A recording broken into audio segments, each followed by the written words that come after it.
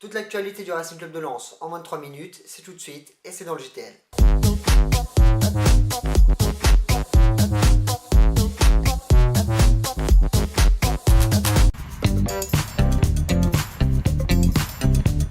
Aujourd'hui à la Gaillette, c'était le grand retour de Dimitri Cavaret après son excellent parcours avec les U20 français.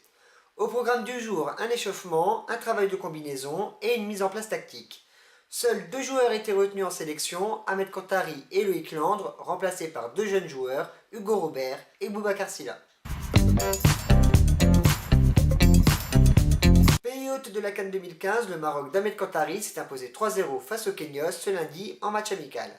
Malgré un score lourd, les coéquipiers du défenseur lensois ont eu beaucoup de difficultés, marquant leurs 3 buts dans le dernier quart d'heure.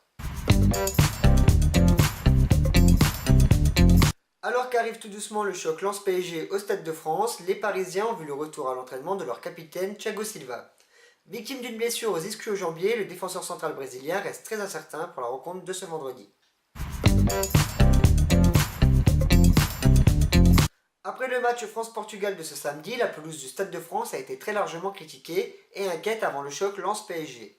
Alors que Mathieu Valbuena a indiqué que ce terrain était une catastrophe, les Lensois et les Parisiens doivent donc s'attendre à des conditions de jeu peu favorables. Avant le joueur mystère, on voulait remercier le dessinateur Rico Welch qui a croqué sur feuille le JTL pour un résultat formidable. On passe aux choses sérieuses et c'est Guylain Diossard qui fut le premier à trouver notre joueur mystère de ce lundi, Adil Hermache.